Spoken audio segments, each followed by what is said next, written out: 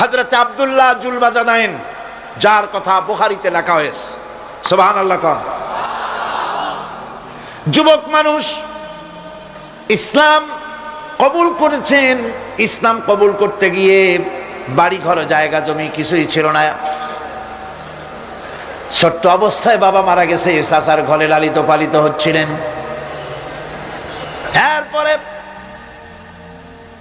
রাসূলের প্রতি ঈমান আনবেন, চাচার ভয়তে পারেন না। হুজুর হিজরত করলেন। আব্দুল্লাহ, তার নাম ছিল আব্দুল উজ্জা, তিনি চলে গেলেন চাচার কাছে। চাচা গো, মুহাম্মদ সাল্লাল্লাহু আলাইহি ওয়াসাল্লাম আল্লাহর নবী, ব্যাপারে তোমার মত কি? তিনি বলেন, আমারও তো তাই মনে হয়। যদি তাই মনে হয় তার উপর ঈমান আনবেন কিনা? চাচা বলে, না, কখনো ঈমান আনবো না। ভাতিজা বলতেছেন, চাচাজি, বছরের পর বছর ধরে অপেক্ষা করতেছিলাম, আমি আপনার অধীনে আছি বলে ইসলাম কবুল করতে পারি নাই। আমার ইচ্ছা ছিল আপনি আগে করবেন, তারপরে আপনাকে দেখা দেখি আমি করব।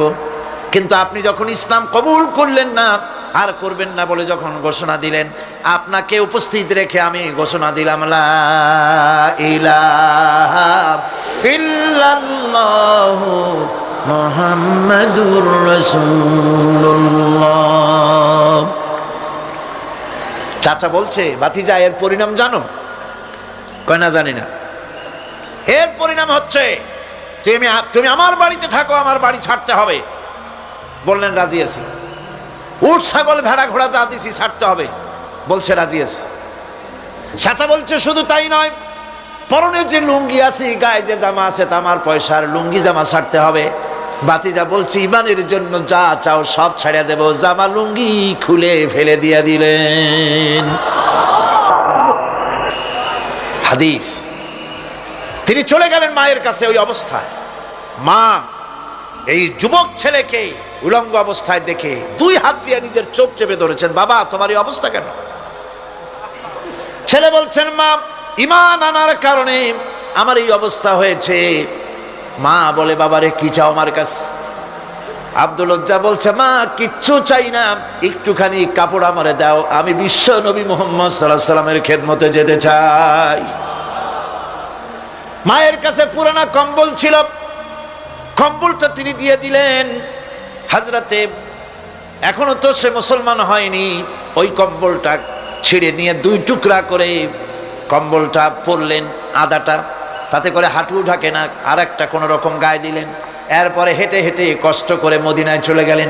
মসজিদে নববীর ভিতরে ঢুকে দরজার কাছে বসা বিশ্বনবী জনাবে মুহাম্মদুর রাসূলুল্লাহ সাল্লাল্লাহু আলাইহি ওয়াসাল্লাম মসজিদে নববীতে, যুবক, হাঁটুর উপরে কাপড়, মাথার চুল, উস্কো খুস্কো চেহারা, ক্ষুধার্ত চেহারা।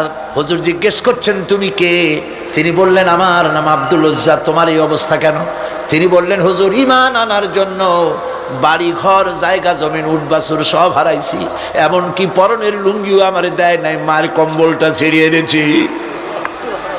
নবীজি আসহাবে সুফফার ভিতরেই তাকে বসতে দিলেন, তাকে থাকতে দিলেন, আর বললেন, তারে কোরআন শরীফ শিখাবা।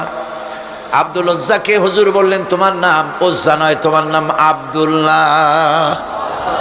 হাদিস শরীফে এসেছে, আল্লাহর কাছে দুইটা নাম বেশি প্রিয়, একটা হচ্ছে আব্দুল্লাহ, আর একটা হচ্ছে আব্দুর রহমান।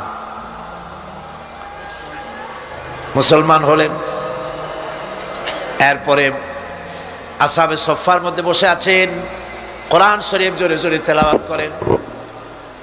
আসহাবে সুফফা রাসূলের কাছে নালিশ করলেন, অভিযোগ করলেন, হুজুর, এই আব্দুল্লাহর কোরআন শরীফ এত জোরে পড়ে, তার চিল্লানির জ্বালায় আমরা বিশ্রাম করতে পারি না। নবীজি বললেন, সাহাবীরা, আব্দুল্লাহকে বেশি করে চিল্লাইতে দাও, বাধা দিও না, কারণ তার ঈমান বড় দামের ঈমান হয়েছে, ঈমান আনতে গিয়ে কিছু আনতে পারে নাই, তাকে বাধা দিও না, প্রাণ ভরে চিল্লাইতে দাও, জোরে জোরে পড়তে দাও। ইতিমধ্যে তাবুকের যুদ্ধের রণদামামা বেজে উঠেছে। রোমান সৈন্যরা হুজুরের সঙ্গে যুদ্ধ করবে, জিহাদ করবে, ইসলামকে পরাজিত করার জন্য তারা আক্রমণের প্রস্তুতি নিল। নবীজি রোমানদের সঙ্গে লড়াই হবে বলে সাহাবায়ে কেরামদের কাছে সাহায্য চাইলেন, যার কাছে যা আছে অস্ত্রপাতি জমা করো, টাকা দাও, পয়সা দাও। সবাই মিলে দিতে লাগলেন। দিতে দিতে মহিলারা গলার হার, নাকের ফুল, কানের দুল হুজুরের সামনে স্তূপ হয়ে গেছে, টাকা কড়ি সোনা দানা সব শুদ্ধ। হুজুর বলছেন, সাহাবীরা সবাই তো সব জিনিস দিলে, আমার আবু বকর রে দেখি না কেন? হযরত আবু বকর রাদিয়াল্লাহু তাআলা আনহু একটা পিলারের আড়ালে দাঁড়ানো ছিলেন। হুজুরের ডাক শুনে তিনি আসলেন, হাতে ছোট্ট একটা থলি, চোখে পানি। থলিটা হুজুরের হাতে তুলে দিলেন। হুজুর থলি ছাড়লেন, দেখা গেল কয়েকটা দিরহাম আর কয়েক কেজি গম, আর কিছু নাই। হুজুর তাকালেন, দেখছেন আবু বকর রাদিয়াল্লাহু তাআলা আনহুর চোখের পানিতে দাড়ি ভিজে ভিজে পড়তেছে। হুজুর বললেন, আমার সাহাবীরা, আজ তোমরা সকলে মিলে যে দান করেছো, সেই দানের তুলনায় আবু বকর যে দান করেছে আল্লাহ রাব্বুল আলামিনের কাছে তা বেশি মূল্য হয়েছে। মনের মধ্যে অনেকের প্রশ্ন জাগলো, কেমন করে তা হলো? আমরা এত এত দিলাম। হুজুর জিজ্ঞেস করলেন, ও সাহাবী, তুমি কত দিয়েছো? বাড়ি কত আছে? তিনি বললেন, এত দিছি, এত আছে। তুমি কত দিয়েছো? কত রেখে এসেছো? প্রত্যেকে এরকম বলল। হযরতে ওসমান, হযরতে ওমর, হযরতে আলী রিদওয়ানুল্লাহ তাআলা আলাইহিম আজমাইন, তারাও বললেন, অর্ধেক এনেছি, অর্ধেক থুয়ে আসছি, 2 ভাগ এনেছি, 1 ভাগ রেখে আসছি। সব শেষে নবীজি হযরত আবু বকর রাদিয়াল্লাহু তাআলা আনহুকে প্রশ্ন করলেন, আবু বকর, তুমি কি এনেছো আর বাড়ি কি রেখে এসেছো? হযরত আবু বকর বলেন, ইয়া রাসূলুল্লাহ, ইয়া হাবিবাল্লাহ, আমার বাড়িতে জাগতিক সম্পদ বলতে যা বুঝায় সবটুকু এনে নবীজির কদম মোবারকে দান করে দিয়েছি। আবু বকরের ঘরে এখন আল্লাহ আর তার রাসূল ছাড়া কোনো জিনিস বাকি নাই, যা ছিল সব এনেছি। হুজুর জিহাদে রওনা হলেন 30,000 সৈন্য সাথে, 30,000 সৈন্য নিয়ে নবীজি তাবুকের দিকে চললেন। পথের মধ্যে হযরত আব্দুল্লাহ এসে হুজুরের সামনে দাঁড়ায় গেছেন। আব্দুল্লাহ এসে বলেন, ইয়া রাসূলুল্লাহ, একটু দাঁড়ান। এই জিহাদে মেয়ে লোক, পুরুষেরা, সাহাবীরা সবাই প্রাণ ভরে দান করলো, কিন্তু আমি এমন এক বান্দা, আল্লাহর কিছুই দিতে পারলাম না। আমার তো দেওয়ার মতো কিছুই নাই হুজুর, আমার দেওয়ার মতো কিছুই নাই। তবে আমি আপনার কাছে দোয়া চাই, আপনি দোয়া করুন, আমি যেন এই যুদ্ধে, এই জিহাদের ময়দানে আমি যেন শহীদ হতে পারি। নবীজি বললেন, একটু বাকল নিয়ে আসো গাছের। একটা গাছের বাকল আনা হলো।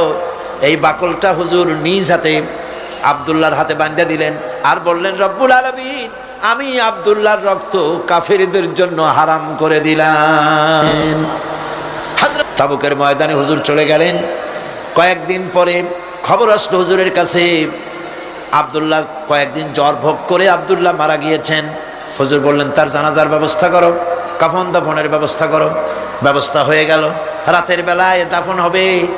একজন লোক কবরের কাছে দাঁড়ায় টিম টিম করে একটা আলো নিয়ে দাঁড়ায় আছে, আর একজন লোক কবরের ভিতরে নেমেছেন।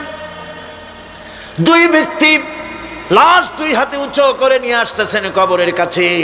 যিনি কবরের ভিতরে দাঁড়ানো, তিনি বলতেছেন, লাশ বহন করে তোমরা যে 2 জন আনতেছো, লাশের সাথে খবরদার বেয়াদবি করো না, তোমাদের ভাইয়ের সঙ্গে আদব করো। এই বলে কবরের ভিতরে যিনি দাঁড়িয়েছিলেন তিনি লাশটারে ধরলেন। কবরের ভিতরে দাঁড়িয়ে যিনি লাশ ধরেছেন, লাশকে কবরে শোয়াই দিয়েছেন, তিনি আর কেউ নন, তিনি বিশ্ব নবী মুহাম্মদুর রাসূলুল্লাহ। নিজের হাতে হযরত আব্দুল্লাহকে শোয়াই দিলেন। লাশ বহন করে যে 2 জন আনলেন, তার একজন হলেন হযরত আবু বকর আর একজন হযরত ওমর রাদিয়াল্লাহু তাআলা আনহুমা। আর আলো নিয়ে যিনি দাঁড়িয়েছেন, টিম টিম করে জ্বলতেছেন, তিনি হযরত বেলাল। কবরের ভিতরে হযরত আব্দুল্লাহকে শুইয়ে দিয়ে উপরে মাটি দিয়ে নবীজি কবরের 2 দিকে হাত দিয়া আল্লাহ রাব্বুল আলামিনের দরবারে ফরিয়াদ তুললেন, রব্বুল আলামিন, আমি আজকে সন্ধ্যা পর্যন্ত এই আব্দুল্লাহর প্রতি রাজি ছিলাম, খুশি ছিলাম। আল্লাহ গো, তুমি আব্দুল্লাহর প্রতি রাজি হয়ে যাও। হযরত ইবনে মাসউদ রাদিয়াল্লাহু তাআলা আনহু পাশে দাঁড়ানো ছিলেন। চিৎকার দিয়ে কেঁদে কেঁদে বললেন, আয় আল্লাহ তাআলা, এই কবরের ভিতরে আজকে আব্দুল্লাহ লাশটা না হইয়া যদি আমার লাশ হতো, আমার ভাগ্যটা খুলে যেত। শহীদের মর্যাদা আল্লাহ পাকের কাছে সব থেকে বেশি। এই শহীদের পথ নিয়ামত প্রাপ্তদের পথ, যারা নিয়ামত পেয়েছে পৃথিবীতে, নবীজিন, সিদ্দিকিন, সোহাদা, এরাই হচ্ছেন নিয়ামত প্রাপ্ত। আল্লাহর রাস্তায় জীবন দেওয়ায় যে মজা, পৃথিবীতে আর কোনো কিছুতে সেই মজা নাই। হযরত ওমর রাদিয়াল্লাহু তাআলা আনহু দোয়া করতেন, আল্লাহুম্মা রযুকনি শাহাদাতান ফি সাবিলিক ওয়াজআল মাউতি ফি বালাদি রাসূলিক। আয় আল্লাহ, তুমি আমাকে শাহাদাতের মত আমাকে দান করো। শাহাদাতের তামান্না প্রত্যেকটি মুসলমানের ভেতরে থাকতে হবে। শহীদ হওয়া যাবে ইসলামের জন্য। সময় হয়তো আসতে পারে, হয়তো এমন সময় আসতে পারে যখন কোরআনের মর্যাদাকে টিকে রাখার জন্য, সুন্নতে নববীকে টিকে রাখার জন্য জান দেওয়া লাগতে পারে। তখন কি আপনারা জীবন দিতে পারবেন? কোন অবস্থাতেই ইসলামী আদর্শের বিরুদ্ধাচরণ করেনি তারাই হচ্ছেন সালেহীন। ইসলামের আদর্শ ছাড়ে নাই, পরিত্যাগ করে নাই, জীবনের সবকিছুর বিনিময় এটাকে আঁকড়ে ধরে থেকেছেন। ইসলামী আদর্শের পরিপন্থী কিচ্ছু করেন নাই। এরা হচ্ছেন সালেহীন। কোন আলহামদুলিল্লাহ। আল্লাহর অনুগ্রহ প্রাপ্ত কয় শ্রেণী? 4 শ্রেণী। নবীজিন, সিদ্দিকিন, সোহাদা, সালেহীন। এই 4 শ্রেণীর লোকেরাই হচ্ছে নিয়ামত প্রাপ্ত। আমরা বলেছি সিরাতাল্লাযীনা আন'আমতা আলাইহিম গায়রিল মাগদুবি আলাইহিম ওয়ালাদ-দাল্লিন। নিয়ামত প্রাপ্তদের পথ চাই, অনুগ্রহ প্রাপ্তদের পথ, আর অভিশপ্ত পথভ্রষ্টদের পথ আমরা চাই না। আমরা পরিহার করে চলবো, এটা একটু ওয়াদাও বটে। আল্লাহ রাব্বুল আলামিন বলেন, শোনো কারণ কি? وَضُرِبَتْ عَلَيْهِمُ الْمَسْكَنَةُ ذَلِكَ بِأَنَّهُمْ كَانُوا يَكْفُرُونَ بِآيَاتِ اللَّهِ وَيَقْتُلُونَ الْأَنْبِيَاءَ بِغَيْرِ حَقٍّ ذَلِكَ بِمَا عَصَوْا وَكَانُوا يَعْتَدُونَ। তাদের উপর দারিদ্র এবং অসহায়তার অভিশাপ বর্ষিত হয়েছে। এর কারণ হলো তারা আল্লাহ পাকের আয়াতকে অস্বীকার করেছে, তারা অকারণে আল্লাহর নবীদেরকে হত্যা করেছে এবং প্রত্যেকটি ব্যাপারে আল্লাহর শরীয়তের সীমা লঙ্ঘন করেছে। যুরিবাত আলাইহিমুল যিল্লাতু ওয়াল মাসকানা ওয়া বাউ বিগাদাবিন মিনাল্লাহ। আল্লাহ পাক বলেছেন, চিরকাল ইহুদিরা অভিশপ্ত, তাদের কোনো আবাসস্থল হবে না, সারা জীবন ঘুরে বেড়াবে।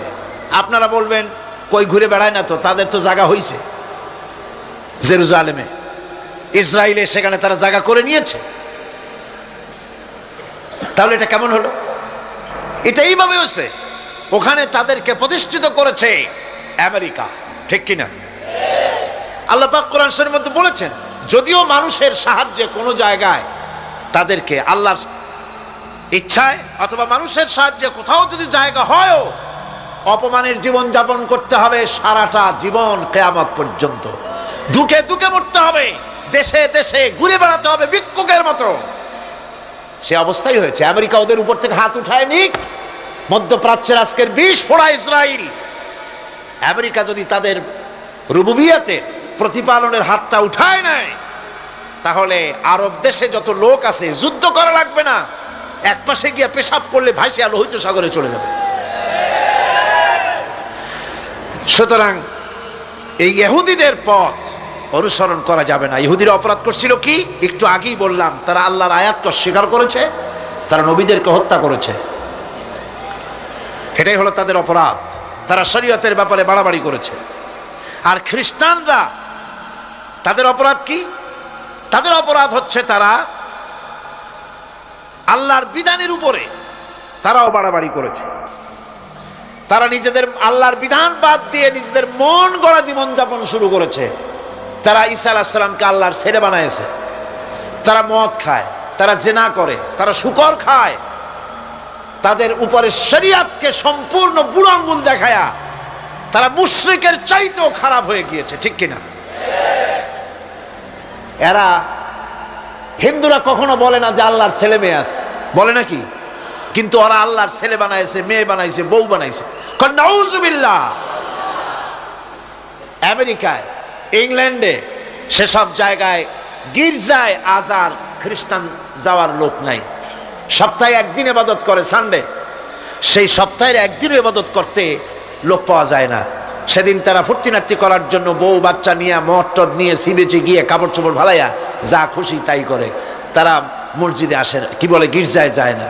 ফলে আমার নিজের চোখে দেখেছি বহুত গির্জা এমন আছে যার সামনে লেখা আছে ফর সেল, বিক্রয়ের জন্যে। এই সাইনবোর্ড যখন লাগায়, এলাকার মুসলমানেরা চান্দা তুলিয়া গির্জা কিনা সব সমানে মসজিদ বানাইতেছে। ইংল্যান্ডে আজ থেকে 100 বছর আগে মসজিদ ছিল মাত্র একটা। সেই গ্রেট ব্রিটেনে এখন মসজিদের সংখ্যা 7000-এর উপরে। আলহামদুলিল্লাহ। সুতরাং এই খ্রিস্টান এবং ইহুদিদের পথ অনুসরণ করা যাবে না, কিন্তু তারপরেও আমরা অনুসরণ করছি না, করছি না? করছি।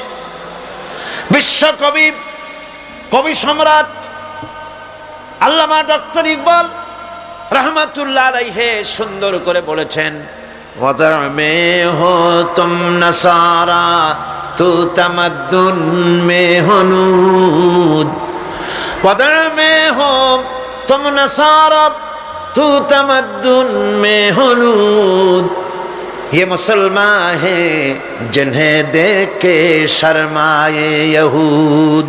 চাল চলনে হিন্দু তুমি, বেশভূষাতে খ্রিস্টান, মুসলমান এই যারে দেখে ইহুদ করে লজ্জা জ্ঞান। তুমি নাকি মুসলমান? কাপড় চোপড় দেখলে মনে হয় তুমি তো খ্রিস্টান, জামা কাপড় তোমার অবস্থা দেখলে মনে হয় তুমি খ্রিস্টান, তোমার ওঠা বসা, বিয়ে শাদী, সংস্কৃতি দেখলে মনে হয় তুমি হিন্দু, আর তোমার লেনদেন দেখলে ইহুদিরা পর্যন্ত তোমাকে ঘৃণা করে। কথা ঠিক কিনা? কথা ঠিক কিনা? এই হলো মুসলমানদের অবস্থা। সুতরাং আল্লাহ পাক বলছেন ইহুদিদেরকে ছাড়তে হবে, খ্রিস্টানদের অনুকরণ ছাড়তে হবে। ইহুদি খ্রিস্টান সকলের অনুকরণ ছেড়ে দিয়ে নিয়ামত প্রাপ্ত ওই 4 শ্রেণীর লোকের অনুসরণ করতে হবে, তাহলেই খাঁটি মুসলমান হওয়া যাবে। কোন আলহামদুলিল্লাহ। এই হলো সূরা ফাতিহা। এখন এই সূরা ফাতিহাকে আমি আপনাদের পকেটে উঠাই দিতে চাই, যাতে করে মনে থাকে। 5 দিনের অনেক কথা এক জায়গায় করে দিলে মনে করতে সুবিধা হবে, ঠিক কিনা? মনে রাখতে সুবিধা হবে। সূরা ফাতিহা আয়াত কয়টা? এই 7টি আয়াতের 7টি শিক্ষা আছে। সূরা ফাতিহার শিক্ষা 1, সকল প্রশংসা কেবলমাত্র হাদিস শরীফে এসেছে, ইদা মুদিহাল ফাসিকু ইহতাজ্জাতিল আরশ। যখন কোন ফাসিকের প্রশংসা করা হয়, যে ব্যক্তি নামাজ পড়ে না, রোজা করে না, দিন মানে না, ঈমান নাই, চরিত্র নাই, এমন লোককে যখন প্রশংসা করা হয়, আল্লাহ পাকের আরশ গোসায় থরথর করে কাঁপতে থাকে। সুতরাং সমস্ত প্রশংসা হবে কার? পার্লামেন্টে যখন বাজেট বক্তৃতা হলো, বাজেটের উপরে 39 ঘন্টা আলোচনার সুযোগ এলো। আমি দেখলাম প্রত্যেকেই আলোচনার সময় বলছেন, আমি স্মরণ করছি সহস্র বছরের অমুক, শ্রেষ্ঠ অমুক, আমার নেতা অমুক, এভাবে বলছে। প্রত্যেকেই দাঁড়িয়ে বলছে আমি স্মরণ করি অমুক আর তমুক। আমি খুব চিন্তায় পড়ে গেলাম, আহারে, পৃথিবীর 2য় বৃহত্তম মুসলিম দেশ, আমার আল্লাহর নাম উঠছে না। আমি সময় পেলাম 25 মিনিট।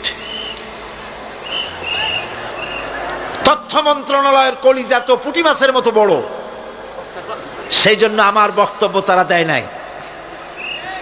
ওই 25 মিনিটে আমি যে আলোচনা করেছি, আমি প্রথম দাঁড়ায়া আমার তৃপ্তি মনে হয় এই রকমের তৃপ্তি আমার কখনো নিকট বর্তমানে কোনোদিন হয়েছে কিনা আল্লাহই জানে। ওই দিন আমি যা তৃপ্তি পেয়েছি, আমি দাঁড়িয়ে বললাম নাহমুদু নুসল্লি আলা হামদ সানা কুইয়া, তারপরে বললাম আমি স্মরণ করছি হৃদয়ের সবটুকুন আবেগ উজাড় করে, জীবনের সব শ্রদ্ধা একত্রিত করে আমি স্মরণ করছি।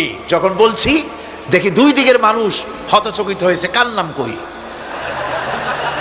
আমি বললাম আমি স্মরণ করছি বিশাল ওই আকাশের মালিক, বিস্তীর্ণ এই জমিনের মালিক, কুল কায়নাতের মালিক আমার আল্লাহ রাব্বুল আলামিনকে স্মরণ করছি। সুতরাং আমি দারুণ তৃপ্তি পেয়েছি। আপনাদেরকেও বলি প্রশংসা হবে কেবলমাত্র আল্লাহ পাকের। প্রশংসা কার? আর প্রশংসা হবে বিশ্ব নবী জনাবে মুহাম্মদ রাসূলুল্লাহ সাল্লাল্লাহু আলাইহি ওয়াসাল্লাম। চিৎকার মেরে সারা জীবন আল্লাহ এবং রাসূলের প্রশংসা করতেই থাকবো ইনশাআল্লাহ। আমাদের করতে হবে, মুসলমানদের দায়িত্ব। আর প্রশংসা করব যারা আমার রাসূলের আল্লাহর হুকুম মানে আর আমার রাসূলের অনুসরণ অনুকরণ যারা করে তারা আমাদের সম্মানের পাত্র, আলহামদুলিল্লাহ। 2, শেষ বিচারের একমাত্র মালিক হচ্ছেন আল্লাহ পাক। সূরা ফাতিহার দ্বিতীয় শিক্ষা, শেষ বিচারের দিন, ডে অফ জাজমেন্ট, শেষ বিচারের দিনের মালিককে একচ্ছত্র অধিপতি আল্লাহ রাব্বুল আলামিন। যেদিন কেউ কথা বলতে পারবে না আল্লাহ পাকের নির্দেশ ছাড়া, সেই হাসরের মাঠের একচ্ছত্র মালিক আল্লাহ পাক। সুপ্রিম কোর্টের সুপ্রিম কোর্ট, সমস্ত জাস্টিসদের জাস্টিস হবেন আল্লাহ সুবহানাহু ওয়া তাআলা। এটা হলো দ্বিতীয় শিক্ষা, মনে রাখতে হবে। সেদিন আল্লাহ পাক তিনি বিচার করবেন, কঠিন বিচার হবে সেদিন, এটা মনে রাখতে হবে। 3 নম্বরের শিক্ষা হচ্ছে সূরা ফাতিহার শিক্ষা নাম্বার 3, জীবনের সকল ক্ষেত্রে গোলামি, আনুগত্য, দাসত্ব একমাত্র কেবলমাত্র শুধুমাত্র আল্লাহ রাব্বুল আলামিনের। গোলামি কার হবে? চিল্লায় বলেন কার হবে? 3। 4 নম্বরে সাহায্য চাইতে হবে কেবলমাত্র কার কাছে? আল্লাহ পাকের কাছে। 5, হেদায়েতের গ্রন্থ হিসাবে গ্রহণ করতে হবে আল্লাহ পাকের কোরআনে কারীমকে। 6, অনুসরণ করতে হবে কেবলমাত্র নবীয়িন, সিদ্দিকিন, শুহাদা, সালেহিনদেরকে। 7, জীবনের সকল স্তর থেকে ইহুদি এবং নাসারাদের প্রভাব মুক্ত করতে হবে নিজের জীবনকে। ইহুদি, নাসারা, আল্লাহ বিরোধী যারা মুশরিক, নাস্তিক, মুরতাদ, এই সবগুলি থেকে নিজেকে মুক্ত করতে হবে। গোলামি হবে কেবলমাত্র আল্লাহ পাকের। আর এইভাবে 7টি আয়াতের 7টি শিক্ষা আপনাদের সামনে পেশ করলাম। আল্লাহ রাব্বুল আলামিন এগুলি যেন মানার তৌফিক আমাদের দেন, আমরা বলি আমিন। আরো জোরে বলেন আমিন। আপনি বেশি করে ইস্তেগফার করুন, বেশি করে তাসবিহ পড়ুন। রাসূল করিম সাল্লাল্লাহু আলাইহি ওয়াসাল্লাম এই সূরা নাজিল হওয়ার পর, ইসলামের চূড়ান্ত বিজয়ের মুহূর্তে এই সূরা যখন নাজিল হলো, রাসূল করিম সাল্লাল্লাহু আলাইহি ওয়াসাল্লাম হাদিস শরীফে এসেছে সারাক্ষণ বেশিরভাগ পড়তেন সুবহানাকা আল্লাহুম্মা ওয়া বিহামদিকা নাস্তাগফিরুকা ওয়া নাতুবু ইলাইক। সুবহানাকা পড়েন, সুবহানাকা আল্লাহুম্মা ওয়া বিহামদিকা নাস্তাগফিরুকা ওয়া নাতুবু ইলাইক। রাসূল করিম সাল্লাল্লাহু আলাইহি ওয়াসাল্লামকে হযরত আয়েশা সিদ্দিকা রাদিয়াল্লাহু তাআলা আনহা জিজ্ঞেস করেছেন, হুজুর আপনি এখন এই দোয়াটা এত বেশি বেশি করতেছেন কেন? হুজুর বলেছেন এটা আমাকে পড়তে বলা হয়েছে, আমাকে ইস্তেগফার করতে বলা হয়েছে, আমাকে তাসবিহ করতে বলা হয়েছে। অর্থাৎ বিজয়ে বিনয়ী হও, স্বাধীনতা দেন আল্লাহ, টিকায় রাখার মালিকও সে আল্লাহর প্রতি রুজু হতে হবে, মাথা নত করতে হবে। ঢোল বাজাইয়া জাতির স্বাধীনতা রক্ষা করা যাবে না। স্বাধীনতা রক্ষা করতে পারবে ইমানদার সাহসী সরকার। ইমানদার হতে হবে, সাহসী হতে হবে। বন্ধুগণ, এরপরে আমি আরজ করতে চাই, আমি মোনাজাতের দিকে এগোচ্ছি। আমি বুঝতে পারছি মানুষের প্রচন্ড কষ্ট হচ্ছে, মা বোনদের, ভাইয়েদের। এরপরে যে কথাটি আমি বলতে চাই সেটা হলো, বাংলাদেশ হচ্ছে ইসলামের ঘাঁটি, ইসলামের দুর্জয় ঘাঁটি। আমাদের এই দেশে আল্লাহর দ্বীন কায়েম করতে হবে, জমিন আল্লাহর। আমি জিজ্ঞেস করতে চাই, এই লক্ষ লক্ষ জনতার কাছে জমিন কার? আমি খুশি হইতে পারলাম না। আপনারা আল্লাহর নামটা কি জোরে নিছিলেন? গায়ে যত শক্তি আছে ওই শক্তি দিয়ে আল্লাহর নামটা নিছিলেন? যদি না নিয়ে থাকেন, সবটা শক্তি নিয়ে আপনারা বলেন জমিন কার? আরো জোরে বলতে হবে, জমিন কার? আকাশ কার? বাতাস কার? এ মানব গোষ্ঠী কার? আইন চলবে কার? সুতরাং আল্লাহর আইনের উল্টা ধর্মনিরপেক্ষতাবাদ, জাতীয়তাবাদ, পুঁজিবাদ, সমাজতন্ত্র মানি না, মানি না, মানি না।